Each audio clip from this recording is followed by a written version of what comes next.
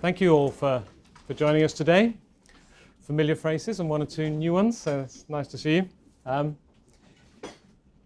This is an opportunity for us to explain a little bit about what we're up to, and clearly for you guys to ask the awkward and difficult questions that I shall try and duck. But okay, let's go with it. So we're going to have a little introduction to Trakm8. We're going to review how we did against the conversation we had this time last year.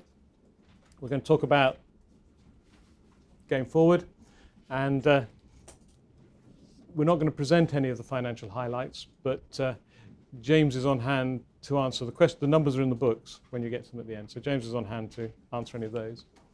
So this is very much just a reminder. You know that we started in business in 2002. There's quite a few people in this room that were there at the start. Floated on AIM in 2005, which is actually now 10 years ago. And our last 10 years have been a combination of some acquisitions and some serious organic growth through the implementation of new technology. I mean, we're very much a technology company. We've constantly been investing in launching new solutions, new products, and amongst that we've had some, we've done a few deals.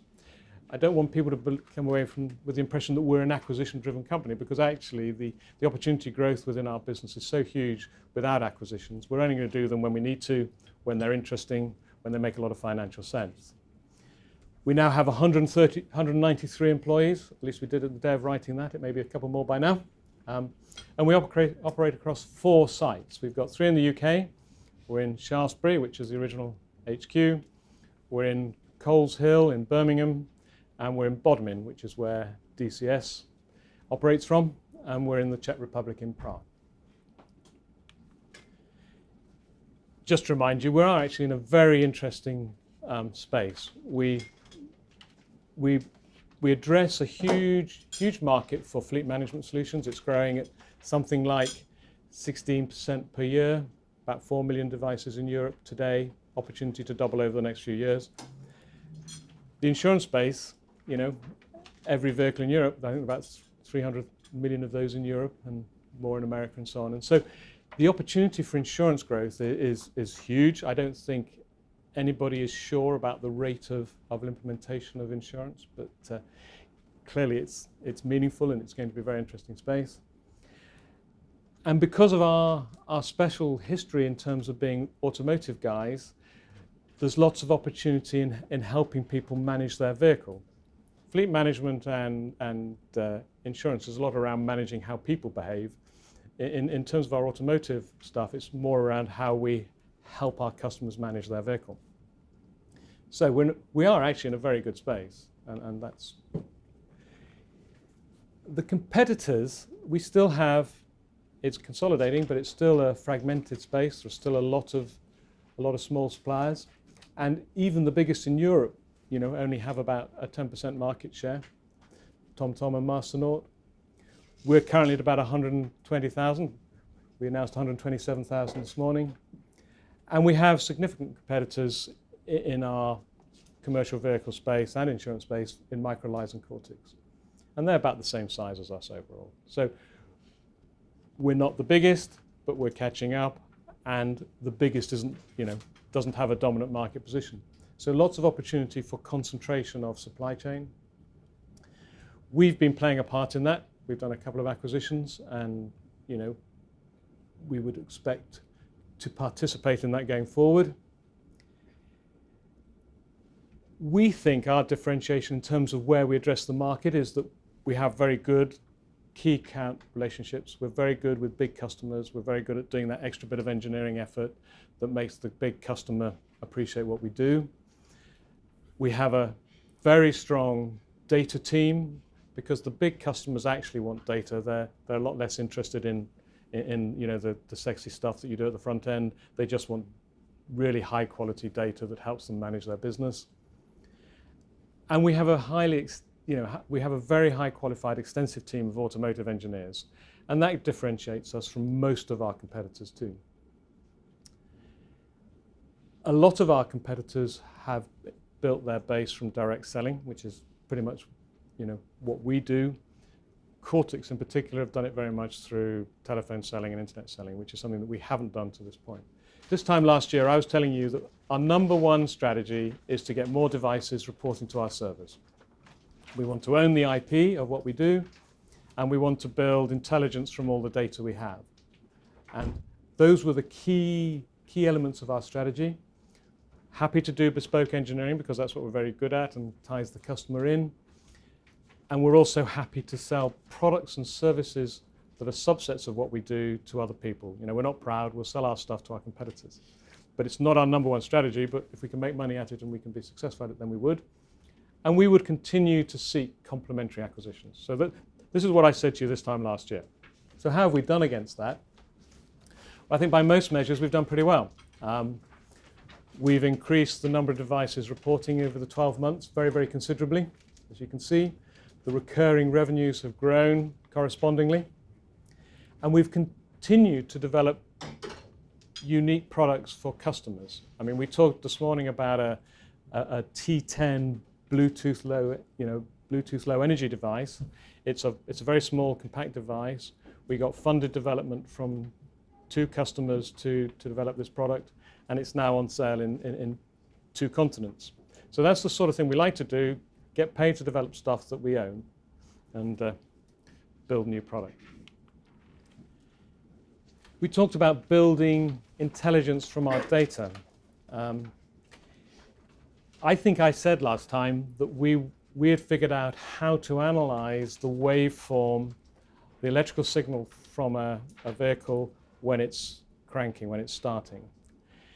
We've taken that through several different iterations, created an algorithm, and we believe that we very accurately predict the state of a battery in a vehicle that we've got connected to our telematics device.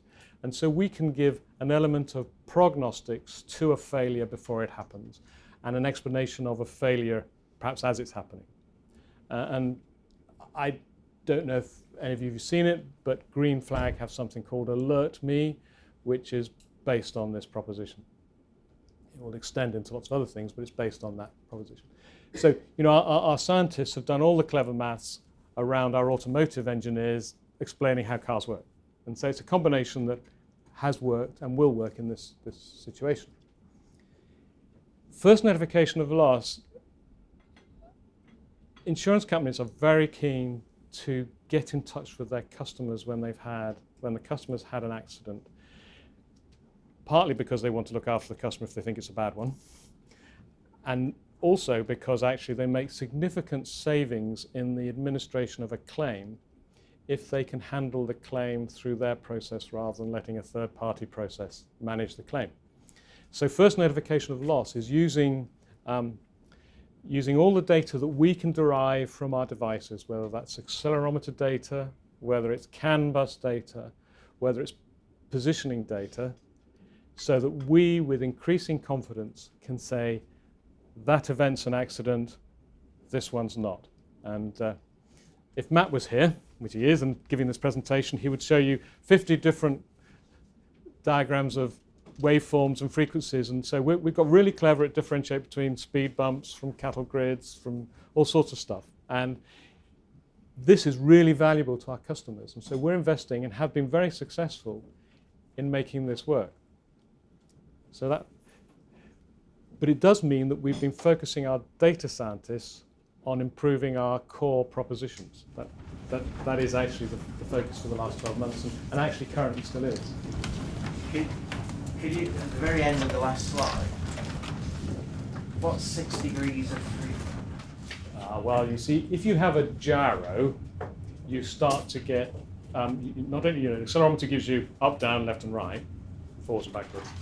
If you have a gyro, then you can get some yaw and tilt, and it's not really 6 dimensions because, as you know, it doesn't exist, but actually it is a way of using the maths to help you decide what was going on in an accident. Not all our devices have gyros. Some do, some don't. But the data team are using that data to see if there are some clues to help us get more and more accurate in predicting an accident and actually reconstructing the accident after it happened. So it's a software saying you can analyse what went on. Indeed. And it's very important in terms of reconstructing after the event, but for the insurance company, the most important thing is actually if they've got a client who's perhaps in trouble or had an accident, then they want to get to him as quickly as they can. So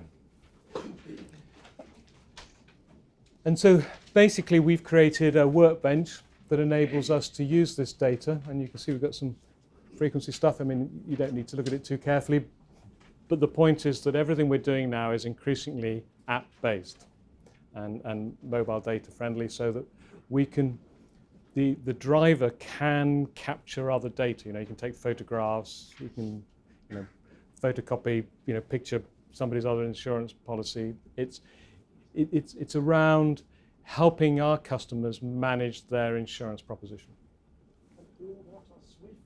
Swift is our core fleet management front end. It's just the thing that our customers look at to see where their vehicles are and get reports from.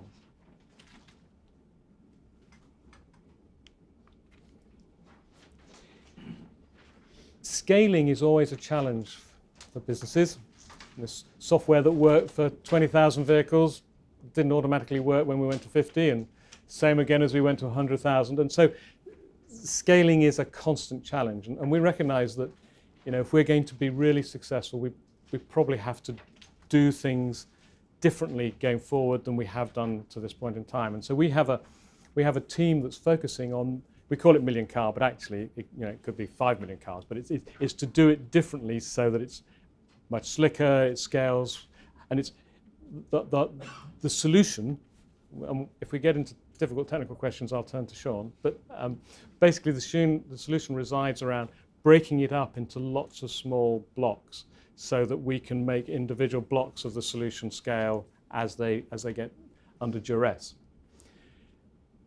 Really important part of what we're doing, because scaling is the biggest challenge for us right now, and it's going to be state of the art. Well, it is state of the art. It's well underway, and we have elements of the million car architecture already delivered and customers using it.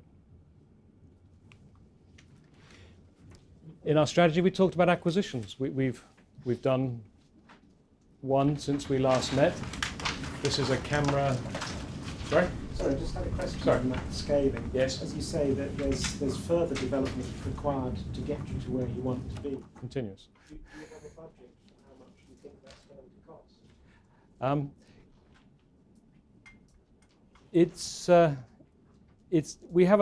Our engineering spend in any given year is between £1.5 and £2 million at the moment. Of that spend, we're probably allocating about 10% of the team. It's not the same 10% at any given moment, but it's an important part of developing our core propositions, is to keep focusing on the core solution rather than the customer specifics. And it's only 10%, it's not a huge amount. It's a necessary amount. No, it's necessary. Yeah, it's not a financial strain. No. And why do you say scaling is the biggest challenge? Surely, if it works on a small scale, you can just spread it out, it'll work the same sort of way. Well, you'd think that, but that's unfortunately not how software seems to work, and databases. And yeah, I mean, you're like me. I think that. I think that. It's the same in all engineering. Mechanical, electrical, it's very difficult to scale. It is. I'm involved in bioengineering. Right. You can't have a little thermometer and then sending in a huge tank. It doesn't work. And the other thing is, of course, is that what was best practice and absolutely state of the art 5, 7, 10 years ago, when we were quite late into fleet management, and so when Swift was launched, we actually had really good new modern stuff that was ahead of other people's games. But database tools and all the IT and all the cloud-based computing, it's different now. It's better. And so you have to adapt your solution to grow with So that. what goes wrong then, as you develop it on a larger scale? It tends to slow up. What tends to happen is people want reports, they want to track a lot more vehicles, and so your system works, but actually people start to get frustrated with how long it takes to get reports out or get the data they want. And So so the internet is a good example then, you know, how slow it can be. If everyone's using it. The basic problem is you get bottlenecks, which, as you say, slow the whole thing down, so you have to parallelise what's going on. and that's not exactly why we're trivial. breaking it into blocks, Yeah. so that as we get constipation in a specific area, we can fix that rather than Exactly. How do you drive your expansion? You said you don't use telephone sales. You're just about to tell us about DCS systems. So how do you actually expand? Do you go and knock on people's doors, or what do you do? There's an element of that. One of the investments we made, I'm not sure if I've got a slide on this, but basically we decided that we were tech heavy and sales light, and so we recruited a team of about 3 additional what we'd call corporate sales directors, high-level sales people with strong background in selling at senior level, finance director level, and we're focusing those guys on building relationships with existing and new customers to win new big customers primarily. That's what they're for. We have 5 or 6 major clients today on the books, and there's no reason why we couldn't have a lot more than that. But they're a slow burn, that's an investment that takes quite a long time. I remember when, we were first talking to the AA, I think we knew we'd won the business for over a year before we actually rolled it out and told anybody. So, that's an investment today that we've made actually over the last 6-9 months that I can't with any certainty tell you when I'll be really happy we're getting a traction for that. Do you participate in many trade shows? We do. We go to lots of trade shows. And they bring you leads. They do bring leads.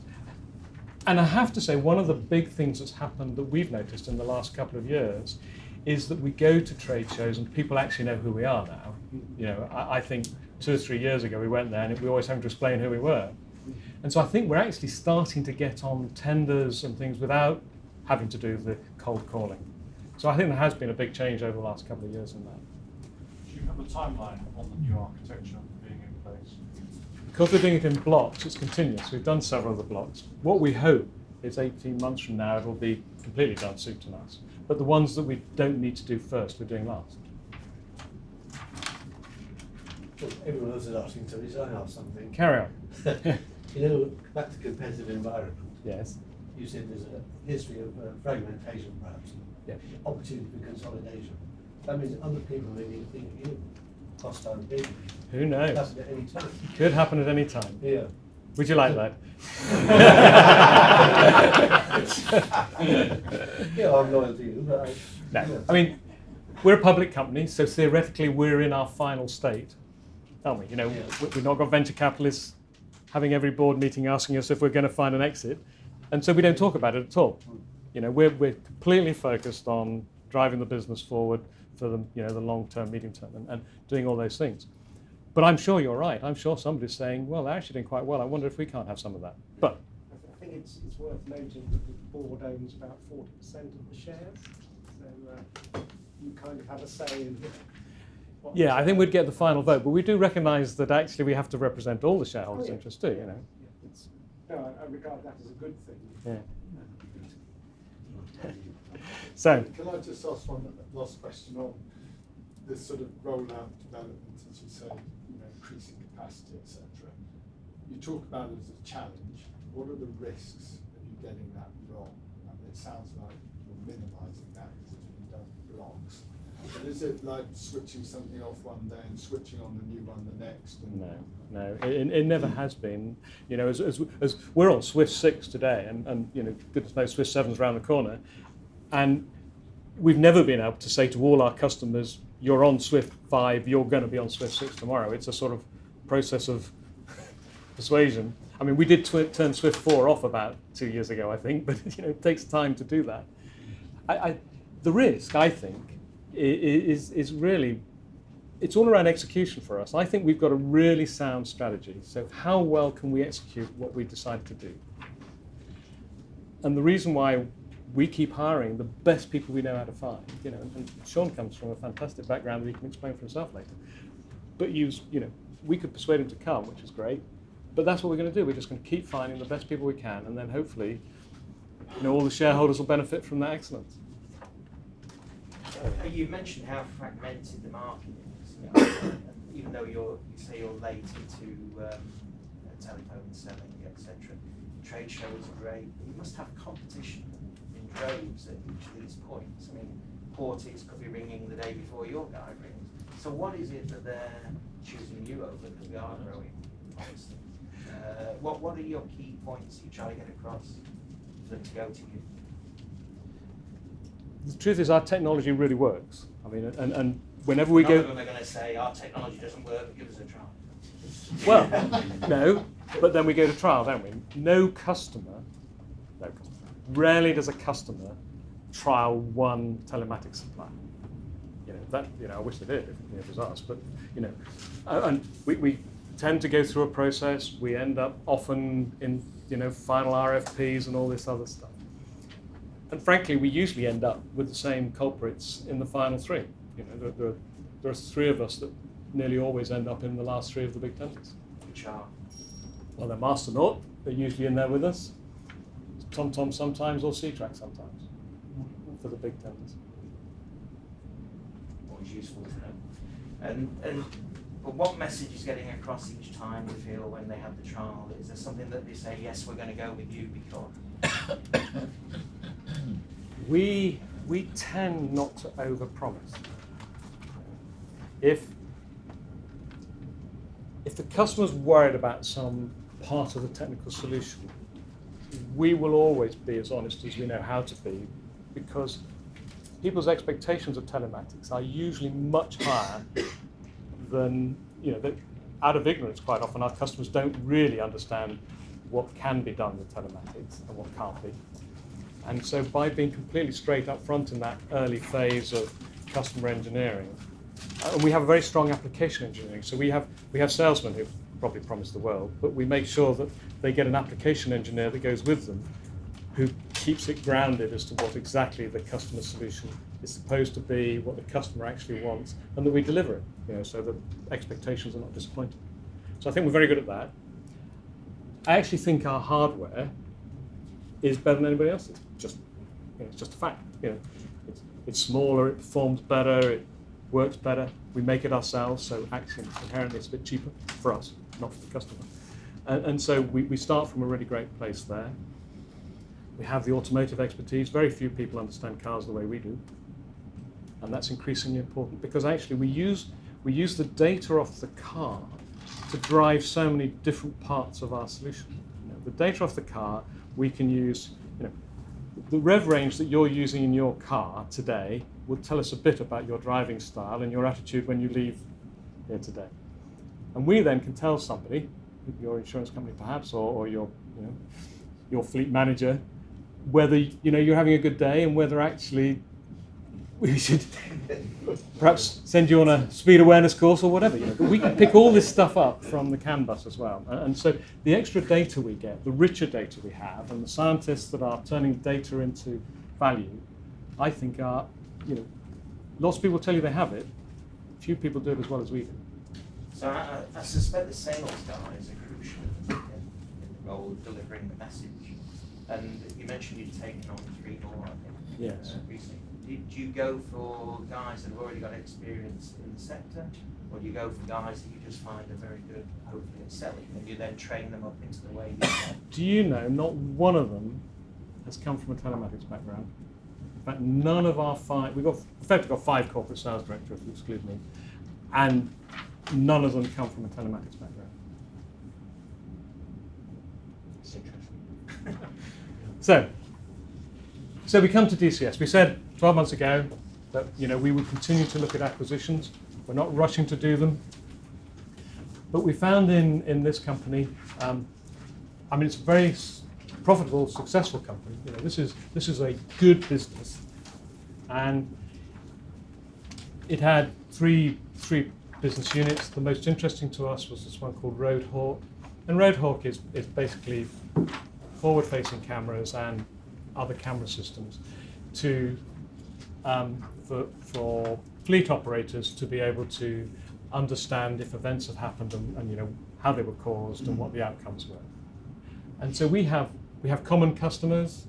We have lots of people from the Trakm8 fleet side that should and will be interested in having cameras integrated into their telematics.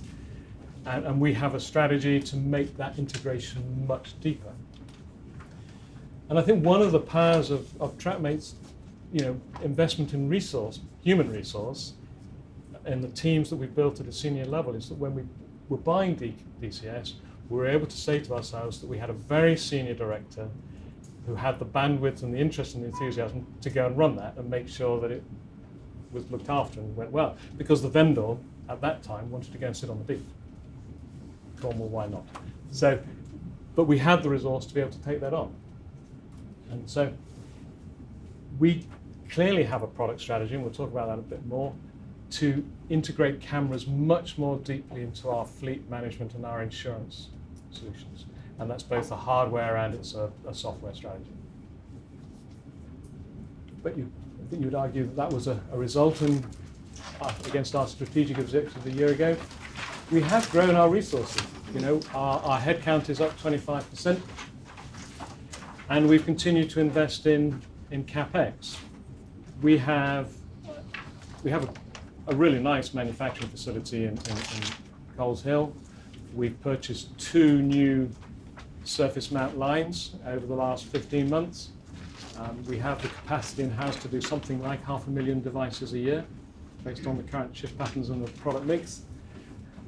And we've also made a corresponding investment in IT, because as we've got investments in smart CRM packages now. We've got a wide area network because we've become a distributed company.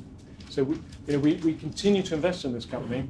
They're not huge sums, but they're meaningful.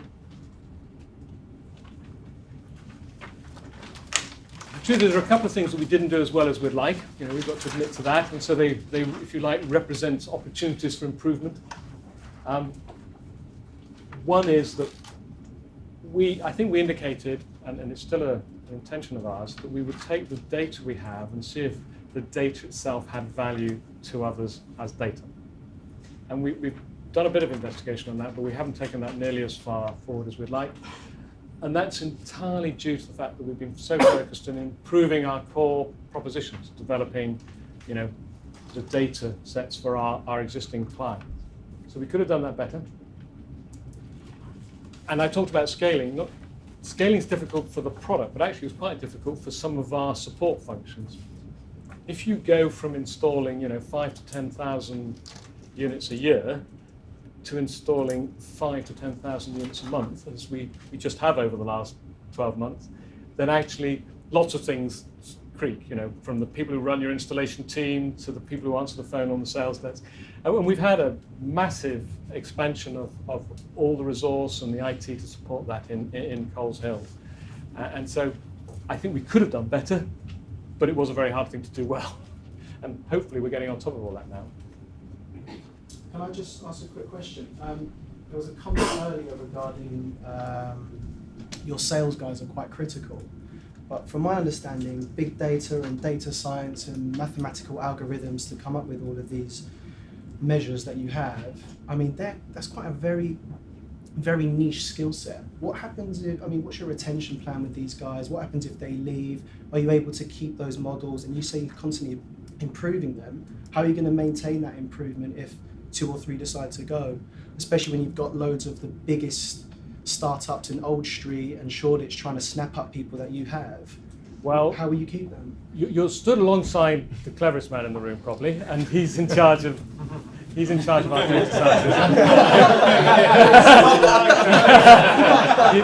Yes, Edward didn't need to take a step back with that. Take a step back. I was leaving the room.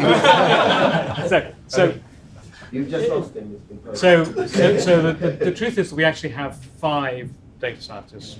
They are exceptionally bright. We've got Cambridge guys with double firsts and stuff. So these are really, really clever guys. And I always think that if you run a technology company and you give people really interesting work and you give them a nice place to operate from, on the whole, they're quite sticky. And we haven't lost one yet, have we? We've had them 2 years now. So. No, Are any of them on the board? Well, Matt is. From my habit looking at it, but I can't tell who's who actually. You're Well, the executive chairman. I am. There's no other explanation of who the directors are, all these directors. Okay, well, if we go around the room, we've got Tim and Matt Cowley. Tim's on the right. The two Cowleys started the company. Tim is now running our camera business and actually is responsible for product planning and strategy. Matt runs our data scientists and is developing all this amazing maths. Sean Morris is our CTO. He's responsible for delivery of all the projects that we have to do, through the 60 or so engineers that we have. Mark Watkins is COO. He runs all the operational stuff and IT and all that stuff. James Hedge is over there. He's the finance director. I'm looking for more heads. Where are you hiding from me? Keith is our longer-serving non-exec, ex-PwC consultant. Yeah, I just hope if these are actually in the annual report, actually, Okay. That came to them. Good advice. We'll take that on board, haven't we? Have I missed anybody? Bill. The new guy. Hello. Bill's the second of our non-execs. Extensive automotive experience, run, 100 page, nationwide audit. Just in your introduction, you talked about a change of management quite early on 2008. Yes. What actually happened then? The previous CEO and previous finance director left, and James and I started. The Cowleys have been here from day one. And they were the only two on the board who've been from day one. Correct. Thank you. Yes. Yes. Yes. Irreplaceable. So. We have that video. I better say at this point, I used to work for Lord Weinstock, and he once said that compliments are instead of pay rises.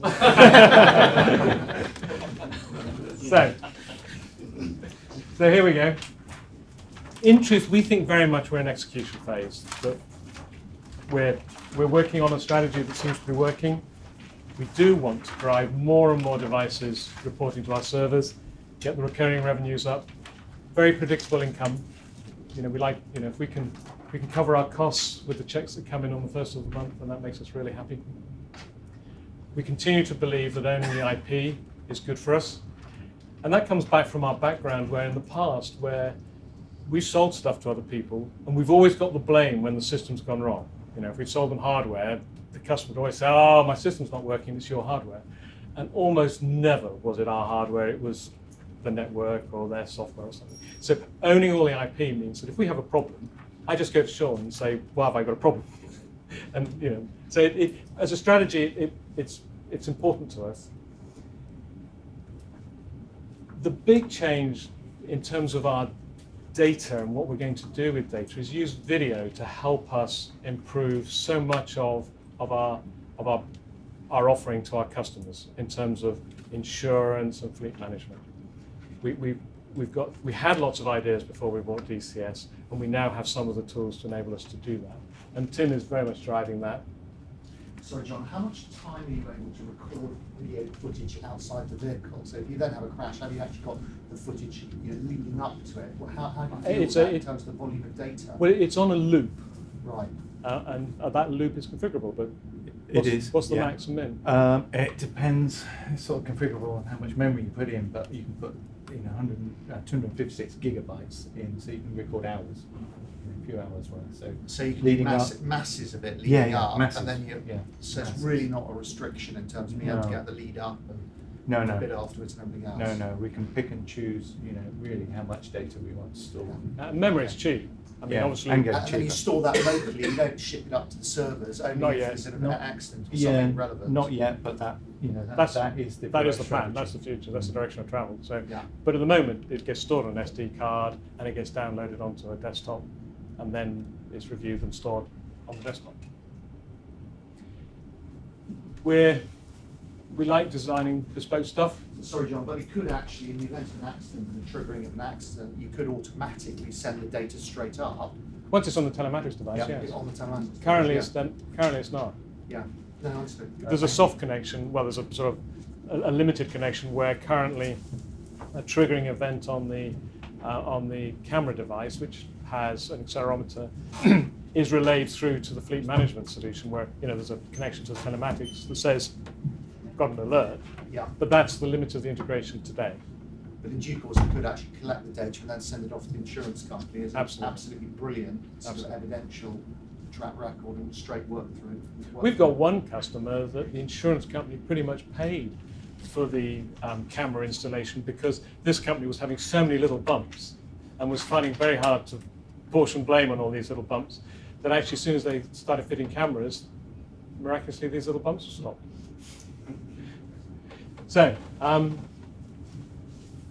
So we're very much focused on organic growth, but we will continue to look for acquisitions. There's lots of opportunity for consolidation, and if we can find things that make sense, and I'll talk about that, then we will.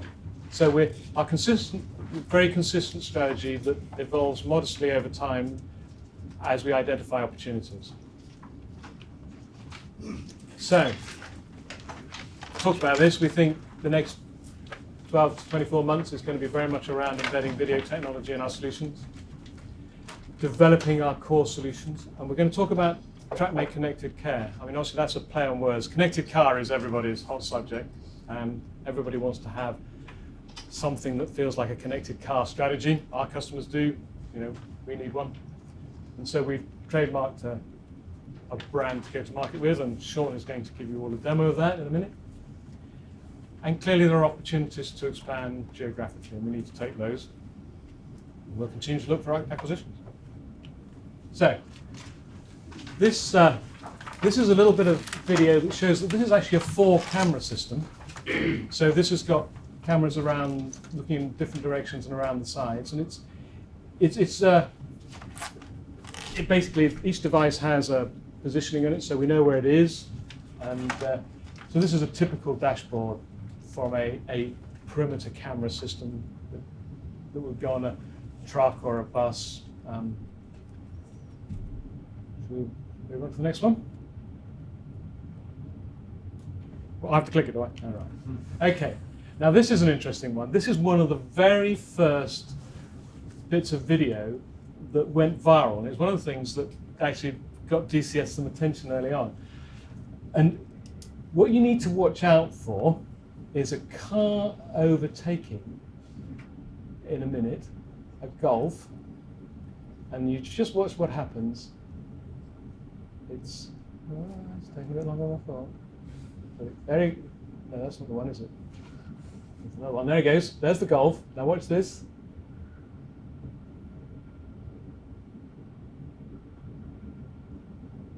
Junction coming up. You see it on the map, all this stuff. Ah, look.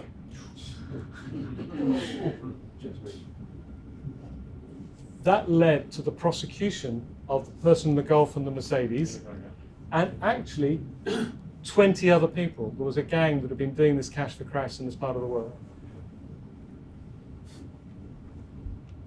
Now that was an early bit of video, and this is, not much happens on this. We don't have a nice accent, sadly, but it shows you the quality of video these days with the higher definition cameras. So there's big, see, now this is an attempt for cash for crash, but actually the truck driver stopped just, but he got prosecuted as well.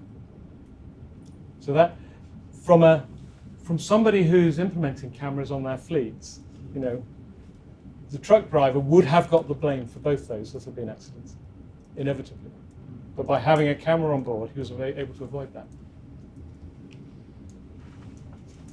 Okay, so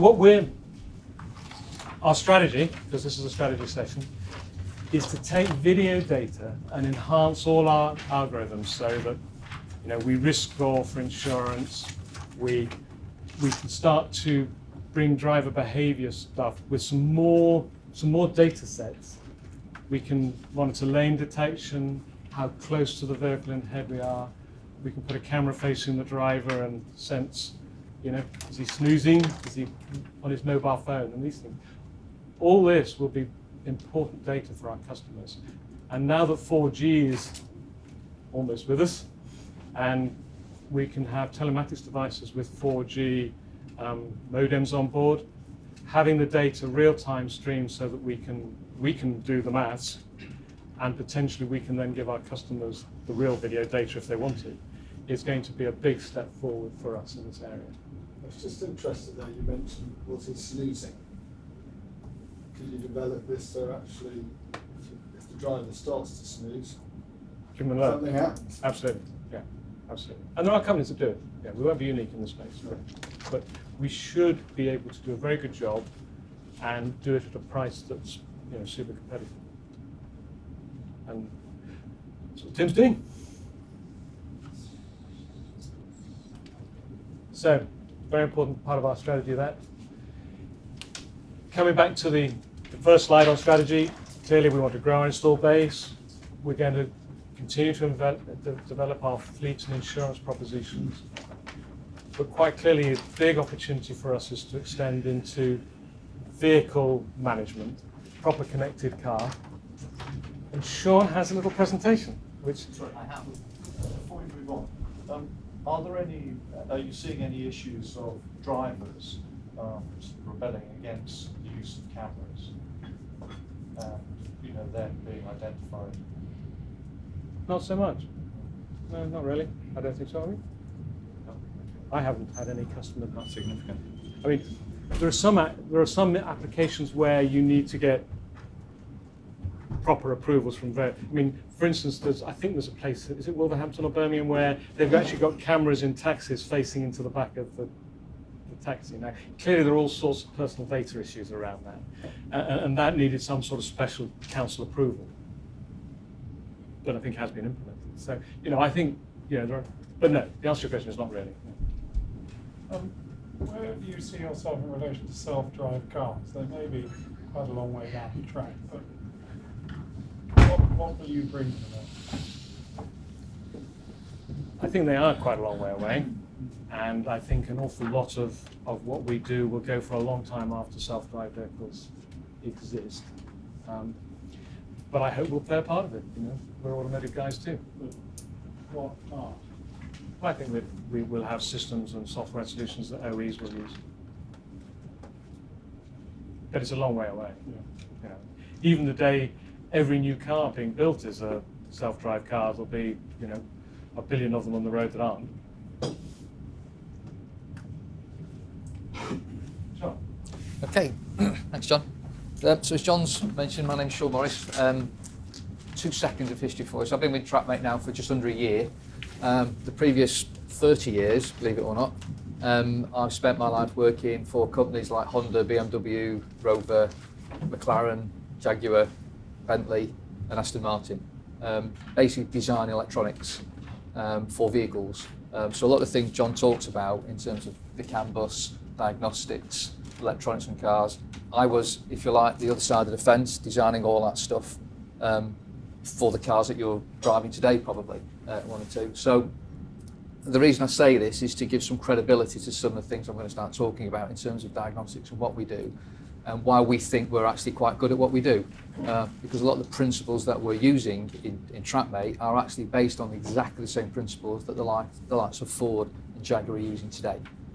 So it gives a lot of credibility when we talk to those people and some of our suppliers who are sometimes a little bit worried about connecting to vehicles and what damage can you do, and the world's going to be taken over by hackers driving cars remotely, which is ludicrous if you actually understand the way the technology works. So I'm doing 2 things today that you should never do in a presentation. It's a double live demonstration, so it's bound to go wrong. So I'm going to apologise in advance if it does. So our Trakm8 Connected Care proposition product is based around having a lot of the information we use for drivers and how the drivers perform, if you like, and also how the vehicle performs, and giving that information back to the driver, doing it through an app.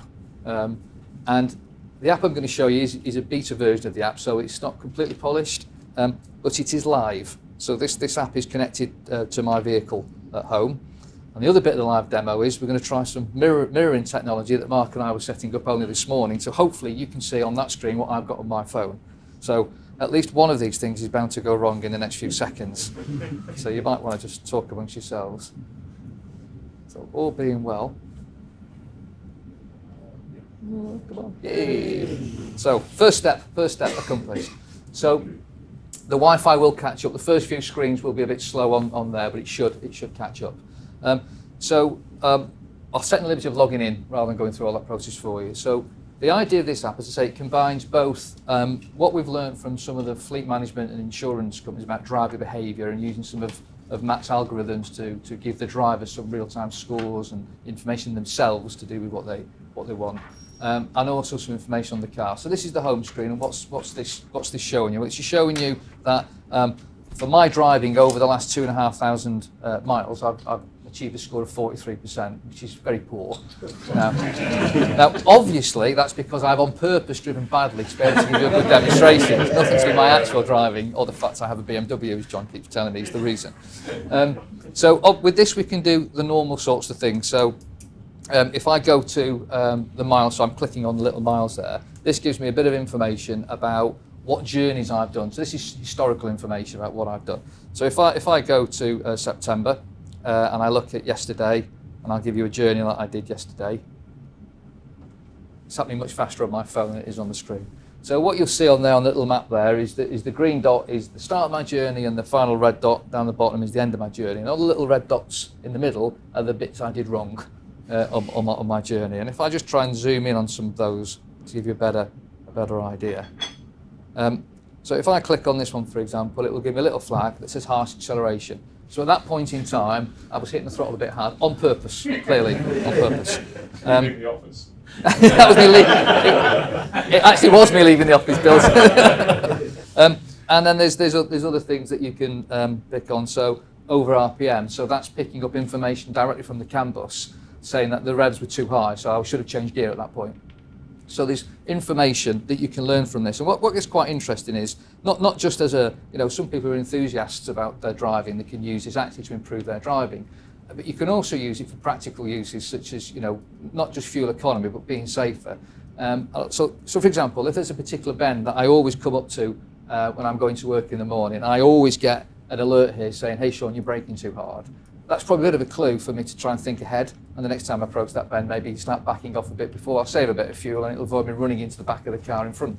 But the idea is it gives me information about that individual journey. And as I say, you've got days, you've got months, you can go back in time with that. The score, by the way, so I should just go back to that for a second. The score for that particular journey, my journey home yesterday, was a good score. It was 85%. So on that one particular journey, I scored a score of 85%. It's in some ways an arbitrary number. It's based on some clever algorithms, but it can be tweaked based on the driving style and what our end customers might perceive. They may say, well, we think harsh braking isn't a problem, but harsh acceleration is. And we can tweak with Matthew's algorithm, the parameters around that to give our end customers. Does the customer own it, or does the insurance company own it?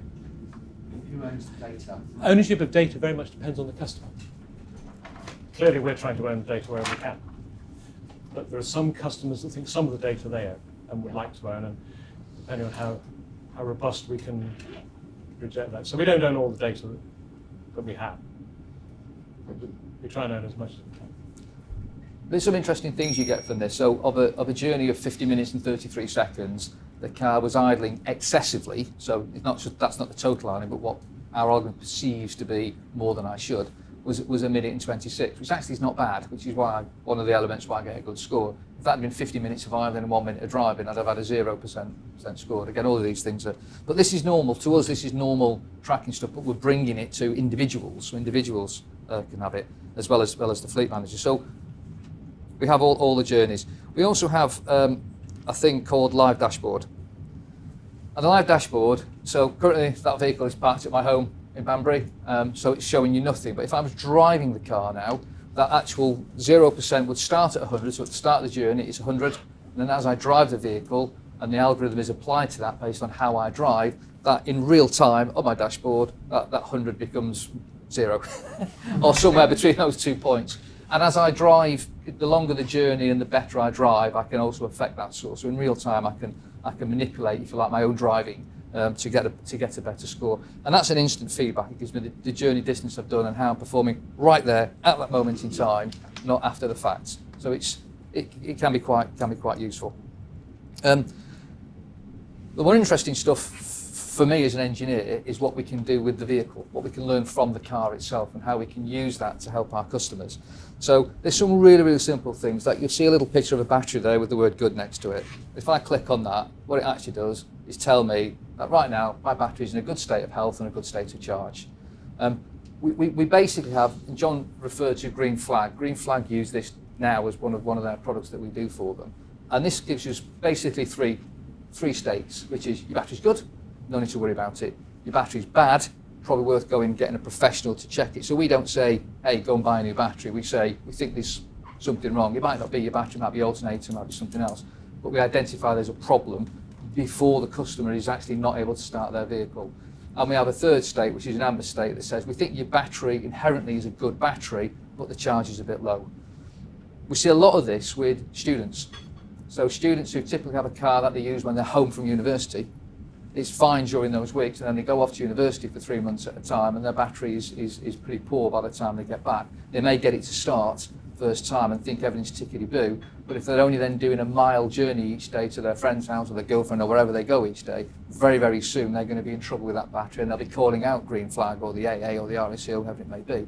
So actually, by having this little toy, my screen's gone off, it's not caught up yet. By having this little toy, wrong word, by having this device, they can review their vehicle and their battery, and also we can go a step further, we can give them alerts from that as well, so they don't have to physically look at the device to see it. Sean, is the idea here this would be quite a good consumer-facing app for some of the insurance companies to offer up to their customers, white labelled? Our app strategy is to try and build one app that we can segment and reskin for both insurance, for fleet manager, for connected care. Yeah, we're building one core app. One of the really interesting things, you'll see a thing that says 10 faults. Obviously my car doesn't normally have faults on it, so I've induced some faults onto the vehicle. And if I click, and hopefully that'll update. So I've got a thing here called pending faults and stored faults. Pretty much every car on the planet now has some level of diagnostic capability, even older cars. And what they tend to do is you have a thing called a pending fault, where the car knows something's going wrong, but it's not yet happened. It's not yet actually decided it's a real fault to show the customer. Then you have what they call real faults, if you like, for want of a better word, where your little engine lights come on and said, hey, read your handbook, do something, call some assistance. The interesting thing about pending faults is using Matt's data and analysis of vehicles. So if I take, for example, we've got a fault on my car. I've actually disconnected the mass airflow, which is the device that measures how much air is being pulled into the car, so the car can decide how much petrol to put in and give you the best economy. It's irrelevant. The point is, it's there. What the vehicle does, it says, I think I've got a problem here, but I'm going to check 2 or 3 times before I actually tell the customer. Now, you could perceive a scenario where, from our data, we realise that when we see this pending fault on an 8-year-old Ford Fiesta, I'm making this completely up now, on an 8-year-old Ford Fiesta that's done 50,000 miles or more, it almost always becomes a real fault within the next 50 miles, as an example. Yeah? And therefore, if we see this pending fault, we can actually flag that to our customer and say, hey, don't wait for it to actually break down and you're now stuck and you're missing that important interview you're supposed to go to. Actually, go and get it sorted out now, because this is almost definitely going to become a fault. Yeah? So it gives them that prognostics, that even before it's happened, we're predicting something's going to happen. And we're quite confident with the knowledge we've got with our diagnostics guys and the way Matthew Sciences then use that data that we give them to actually be quite confident in making those predictions ahead of the fault occurring on the vehicle. And I've done it again now, I've got to go to sleep. And obviously the actual faults, if this works. I'll just log off 1 second, please. Just bear with me. And obviously, if a real fault occurs, the customer gets to see that as well. So as these faults happen in real time, so as the fault occurs on the vehicle, it appears on the app in real time as well. You don't have to go and ask it for the information. So these are stored faults now, so I'll just shrink that down so you can see. So you have pending faults and you have stored faults. So the stored faults, in this case, are the same faults because the pending fault became the stored fault because I left it on the device. So the idea is as well, you could use this data. There's a lot of backstreet garages, shall we call them, where, especially again, I'll go back to students. We have a lot of history in that. Some of the work we're doing with some of our insurance companies for young drivers tend to have older vehicles, and therefore they tend not to go back to the main dealer to have their vehicle repaired. And there is occasions where they might not get the best service possible. But if you could actually go in with your son or your daughter or your car, whatever, and actually say, well, I know what the faults are on the car. Here they are. So why are you telling me I need, £3,000 worth of repairs when actually this is telling me I've just got a spark plug that needs changing? Yeah. I may be extrapolating that a little bit too far, but it's putting the power in the hand of the consumer, as they say, to be able to have that sensible argument or discussion with whoever they need to have it with. And equally, as an engineer and enthusiast, it's quite good fun, to have this sort of data with your vehicle as well. Presumably, Sean, the OEMs themselves want to try and keep this data as much as themselves, and they want to try and encourage people to go to the OEM-approved dealers for all their servicing. That's a very important revenue stream for the network. So this puts you a bit in conflict with the OEMs. Well, this is designed to help the independent aftermarket compete with the OE. Absolutely. If we can, there's been this contention forever, hasn't there, between the OE and the aftermarket. And so if a product like this deployed in a certain way could redress the balance so that the OE doesn't, own the space, then all good to us. And what's to stop them closing you out? Well, because there's some standards being evolved. Yeah. It's largely driven by the tier one companies, so the Bosches and the Continentals of this world. They don't want 20 different standards with 20 different car companies. So they're driving connected car, connected bus, connected truck. All these things, there are standards evolving. What will happen is the car companies will try and be at one part of the standard as opposed to another part, because that's what they did with diagnostics, and I'm sure they will with connected car. And so that actually creates an opportunity, because whether you're a fleet operator or a lease company or an AA or whatever, if you want to talk to lots of cars, you don't want to have 10 different systems. So the opportunity is the same one as there is in diagnostics, that if we learn how to talk to all the different cars and consolidate it with consistent data and apply it in a format that customers can use easily, then actually there's an aftermarket opportunity to compete. There's a couple of things as well on top of that. One is there's legislation that's helping us. So there's the European onboard diagnostics legislation, which means they have to make a certain amount of data available. So whether you've got a Ford Fiesta or a Ferrari, it's the same data in the same format, and that has to be accessible to anybody, not just the franchise dealers. So that protects us to a certain degree. And also, and I speak from experience here, the car makers move very slowly.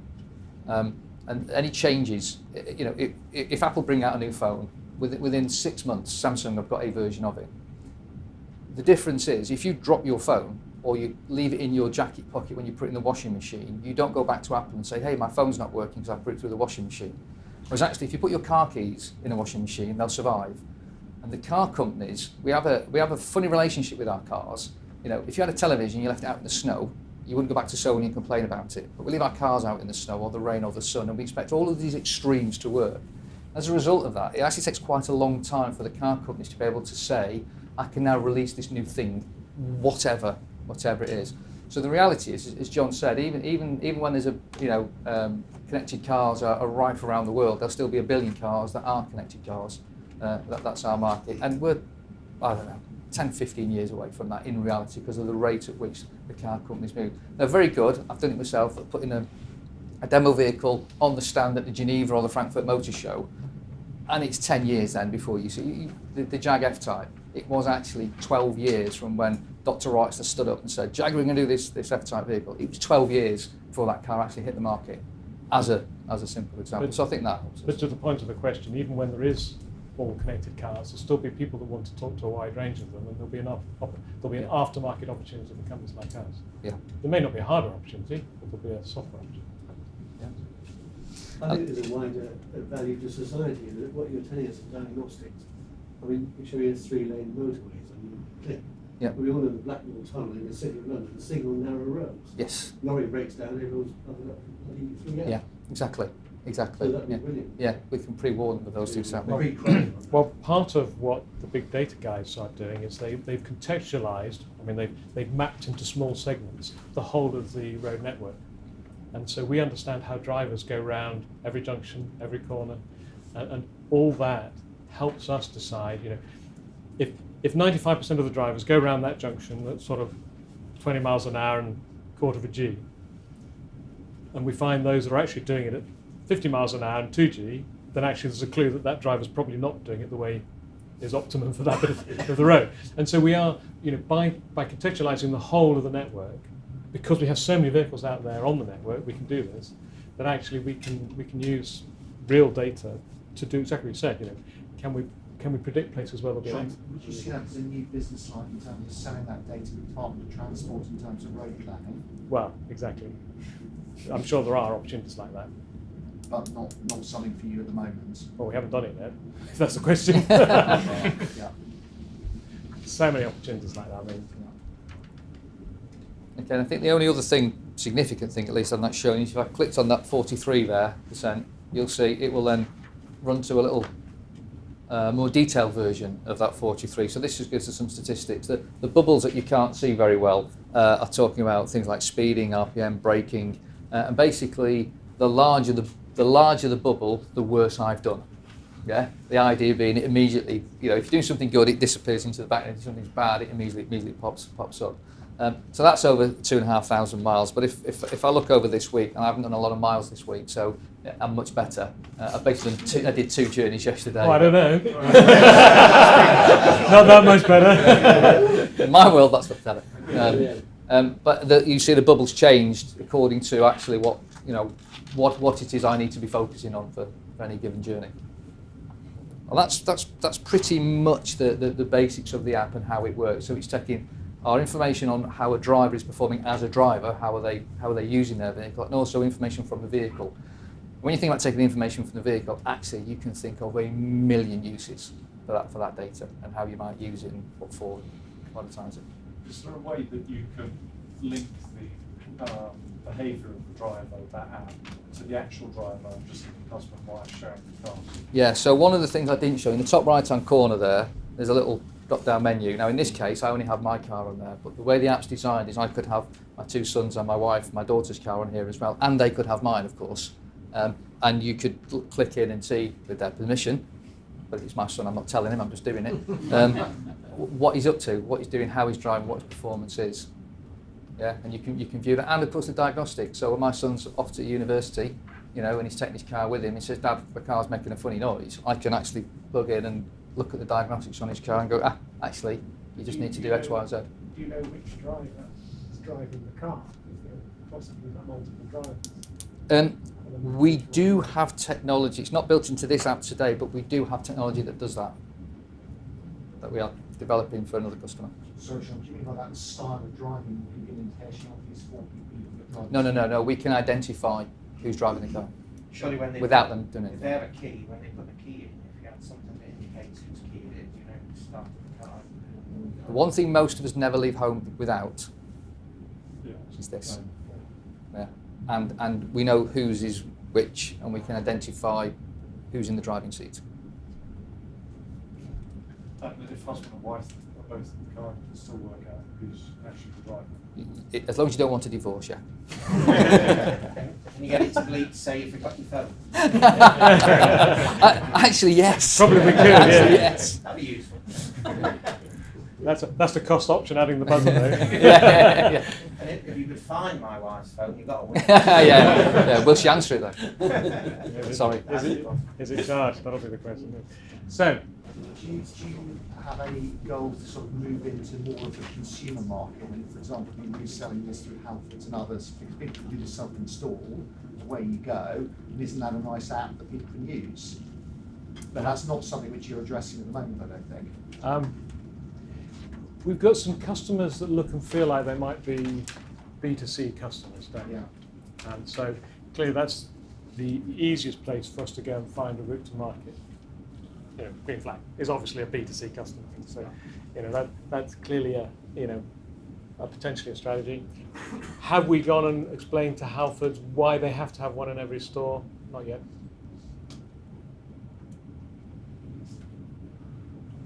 So, we talked a little bit about seeing if we should start to expand our activities outside the UK. We're very UK-centric. 90% of what we sell is in the UK, and the lion's share of our solution sales are in the UK. We do have a startup base in the Czech Republic. We bought an engineering company, a technology company out there to do development work, and we added a sales and application engineering resource to that facility about 18 months ago, 2 years ago. And that actually started to get traction, and actually we think we've got quite a good basis for building from. So we are actually in the process of scaling that business up to address that regional market. We have expanded the engineering team out there too. And we do have some OE projects. I know we're primarily an aftermarket company, but we have some OE projects with some European car companies that may or may not come to something. And we are we have started the scaling of the call centre in Birmingham to speak Northern Brum. And so, we now have some Scandinavians working in the business. And so we're funnily enough, a call centre in the UK works quite well for Europe because we have the 1 hour time change, which means that actually we work later in the day. So if we have to send a product out, people can ring later on the day in mainland Europe and still get something sent out by us. So it's actually, as it happens, having call centres in the UK works. As I say, we have some vehicle brands with units on test. We are working with insurance companies outside of the UK. It's probably easier to scale insurance propositions outside the UK than it is fleet management ones because of the installation support and all the work that goes with that. So we're hopeful of some of those. And we've already made a success of distributing in the Nordic regions with a partner that we announced, Saga, some time ago. So we started to deploy devices in reasonable quantities out there. And we have got a contract signed in the US, well, starting any day really, for the Bluetooth device. We've had units out there on trial and they're good to go. So we are slowly finding our way outside the UK. So what would we look for in an acquisition? I think the most important thing as shareholders, and that's all of us, is that we want to make good investments that make us more money. In an ideal world, it'd increase our installed base. Could broaden our technology offer. There are some areas of business that we could expand into that might be easier done with an acquisition than starting from scratch organically. Like to expand the geographical footprint, and maybe an acquisition would help on that. Clearly, if we can find a business where we can add synergies, and so 1 + 1 makes 2.5, then that'll be better. And we we haven't bought companies in the past where, we thought we want to get rid of the management straight away. We like. Sometimes you do. Don't worry. But in principle, if we can find good people in good companies, that's our preference. What's Trakm all about? Trakm is, to be honest, the guy who sold us the company, his wife came up with the name. It's supposed to be something racy to make people go to the website, and they had pictures of dogs with cameras attached to their. I've got no personal experience, but I reckon if you change it to dogging cam. Yes, we might have to pass that past our IR team. But yes, I mean it's just a name, but it's actually quite a successful website. Lots of stuff gets sold off that, camera solutions and so on. And we, as it happens, we have just refreshed that website. I think went live, did it? Yes. Just about. Yeah, and because one of the investments that we have made at DCS is that we wanted to make all their websites completely mobile friendly, and because it's actually a shop, we wanted to make the shopping cart really good. And so actually the Trakm Sports website has lots of enhancements. Is that mostly B2C then, or is it B2B? It's on the web there as well? Trakm and Lawmate are both B2C and B2B. Roadhawk is primarily B2B. I think that's fair, isn't it? Is Lawmate the cameras that police officers have? That sort of thing. It's for covert surveillance. One of the more interesting contracts that we have with Lawmate is that we supply these mystery shoppers, as they're going on doing, these things around Sainsbury's to check whether all that sort of stuff. But yeah, it could be anything. And you know, there's some. You look in the cupboard of stuff that has cameras in it, and some of it's quite interesting. You know, we could actually have a Costa coffee cup on this table, and actually it's videoing everything that's going on. So, as my wife says, you should go to every meeting assuming everybody's videoing it. So, we thought we'd just mention barriers to entry of the to telematics market. Some years ago, it was really easy to start a telematics business. You know, you could do a front end, buy somebody's box, and do a bit of software. And actually, it wasn't hard to be in telematics. And that's why there are lots of small companies out there that have basically gone a bit into the roadblock because they can't scale.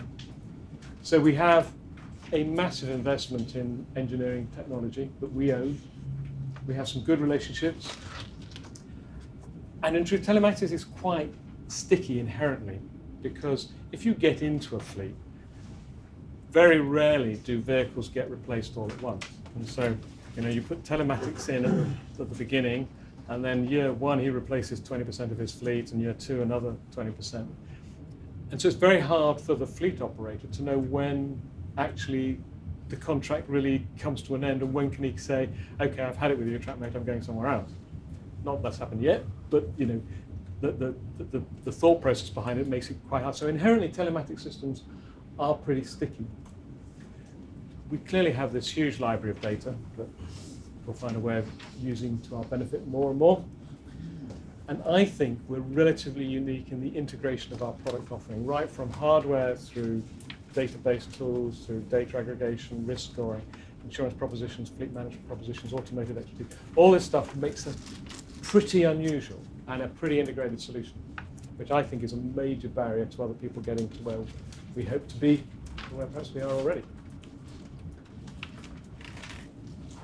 And you know, those of you that have heard our discussion about Trakm8 in the past know that we're quite conservative in our accounting, we're quite conservative in our financing. You know, we like to have more money than we think we need at the time. We have gone to raise money when perhaps we really didn't need to when we did the box deal. And so we do have lots of, you know, we're financed well, we have, you know, firepower for more acquisitions if we want to. We're in a fragmented market, it's you know, still is fragmented. I think we have the management resources to scale quite a lot yet from our existing team. We have a great customer base. The financial model, you know, because we take very little of our profit on the sale up front, the money is made out of the recurring revenues, the monthly service bills. So we are actually accounting for our trading in a very conservative way, and so it tends to be very cash generative. And of course, the market wants what we can give them. You know, fuel, even at today's rate, is still very expensive, and the return on investment and the fuel saving is huge. Insurance costs, you know, for some parts of the market, and it's not just young drivers. I mean, I don't know if you drive one of those last mile delivery vans for a Yodel or a DPB or whatever, you know, for a private contract, the cost of that insurance can be, you know, 5, 6, 10,000, I've heard, you know, a year. So if you can find a way of significantly reduces his insurance costs, then that's big payback. The service costs, I mean, depreciation and service costs cost you more than the fuel in most cars. And so actually, if we can help customers use, you know, pay less for maintenance, get better depreciation, then that's going to be a massive opportunity. And of course, the good old government keeps helping us in terms of legislation. So we're in a good place. So we've handled lots of questions as we've gone, but we've got 10 minutes. Any more questions? Can I address anything? Can you talk a bit more about the opportunities in the US? Is it the case then you haven't got any units in the US and this is the first contract? No, we supplied hardware to third parties for some time. We've got customers out there. We've even got a customer in, well, it's not the US, it's in North America and Canada, that puts them into golf carts and tracks golf carts around golf courses and stuff. So we've been a hardware supplier. I think the issue for us is that there is probably quite a good opportunity to become more than just a hardware supplier in the US. And so that's that's an opportunity for us to work on. Have we got something done? No, we haven't. So. John, I have a quick question on slide 9. This chart of installed devices. It's just a couple of small drops in that chart. Well, so, did we lose a customer there, or what? No, what actually happens is this is actually devices reporting. And so it slightly sells us short because at any given time, devices can sometimes not be reporting for very good reasons, even though they're installed and being paid for. And so at Christmas, if we have a 2-week shut when quite a lot of trucks get taken off the road, we always get a drop. It's seasonal. So those are Christmases, actually. I think I can't remember, it's always been up since I've been with the company. It's never gone backwards. Could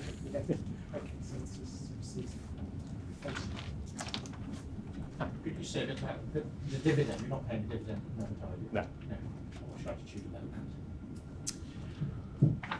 Well, our attitude is that we think that we can deploy the cash more efficiently than just dividending it out.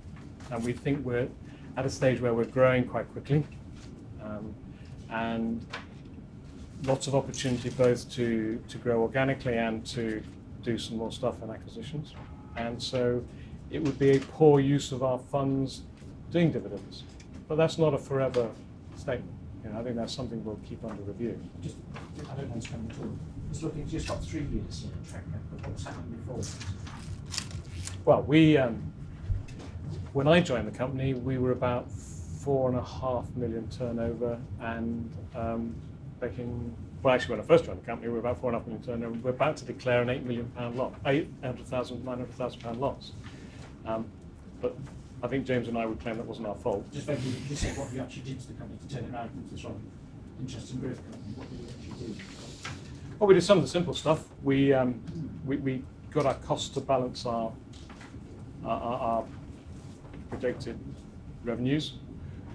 We secured a very interesting contract that helped us with the government. It was a TSP funded project that gave us some cash to fund some development that we wanted to do. So that was quite helpful at the time. That was in 2007, 2008 period. And what we actually decided, what isn't shown if you go back all those years, is that we'd got ourselves on a platform where we were growing. We were starting to win some good customers like E.ON and the AA and Saint-Gobain. So we were starting to build a decent customer base.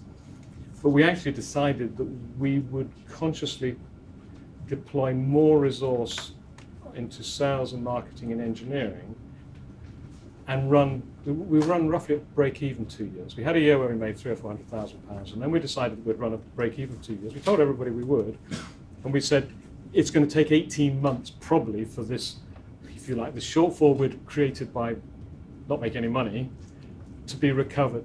And although people talk about Box being this landmark event and transformational event, and I've signed up to those words on occasion. But the truth is, the underlying organic growth that was going on in Trakm8 at the same time was as a result of deciding to deploy a lot of effort into engineering and marketing in that 2-year period, which is now finished 2 years ago. And so the fact that we had 72% organic growth actually was because we'd put the money into engineering and sales and marketing. And we could have probably had really strong growth without the Box acquisition. But the Box was good. It was transformation. It was a good acquisition. We paid a good price, and it turned out to be largely what we expected it to be, because that's not always the case when you buy an acquisition either. So it's a combination of doing the boring stuff and trying to do it well, and overlaying on it the odd deal. But over the last couple of years, your margin roughly doubled. Is that the sort of level we should expect now? The EBITDA margin about 45%, was it? When it got to 20%. The margin actually is much more impacted by the ratio of new sales to your installed base. So in years where you deploy lots of new devices, where you recall I said we make very little money. So if you had a really strong sales growth based on new installed devices, that depresses the percentage margin. Probably doesn't depress pound note margin, but it depresses the percentage margin. And so we could have a fabulous margin. We could have a 35 to 50% margin if we decide to stop selling stuff.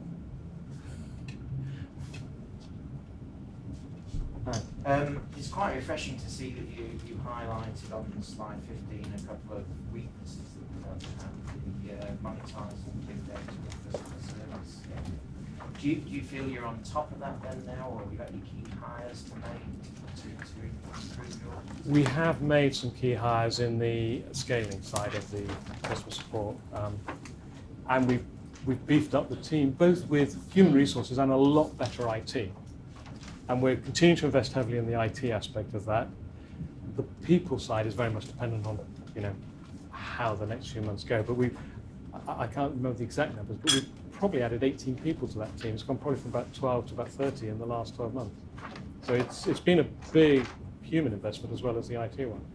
The data, I think we see so much value in that data for improving our core propositions, that we continue to spend most of our energy on that. And I'm sure lots of people in the room think, well, why don't you go and do this with so-and-so, do that with some?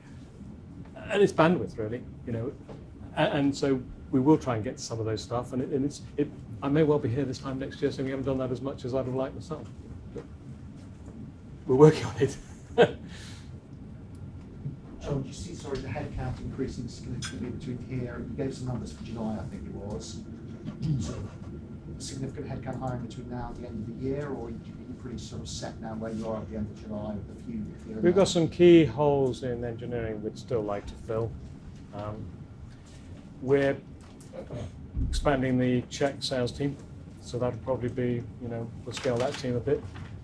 But nothing like the growth we've had over the last, we won't go up 25% in the next 12 months, that's for sure. Not unless something really fantastic happens. Given your emphasis on IP, and I can see you managed not to pay any tax last year, is that something that's likely to persist? Have you got some tax credits for that? Well, we have two ways we help that situation. We have big spend on R&D, so we do run a R&D tax claim every year that makes a nice contribution to not paying tax. Trakm8 had some tax losses that it carried forward from early years, and Box had some significant losses that were being carried forward. I think the feeling is that we won't pay any tax this year, and the tax charge the year after may well not be that huge. Clearly, the Chancellor has given us some opportunities to mitigate corporation tax anyway, because being a technology company, suddenly we've got an incentive to do some patents. We've tended not to do patents because it seems like it's a lot of work and not much gain. But actually, the Chancellor's given us quite a good reason to do it now, and so we have got 2 or 3 patents pending. In terms of acquisitions, what size of acquisition might you make?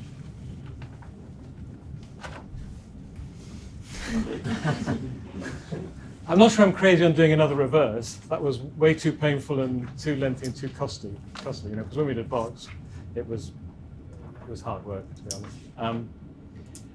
But we've got the firepower to do some quite substantial stuff if we wanted to. We've got we've got way more shareholders institutional shareholders that want to buy our shares than we've got desire to sell shares to at the moment. So we've got quite a pent-up demand there, and we've got a pretty good bank facility.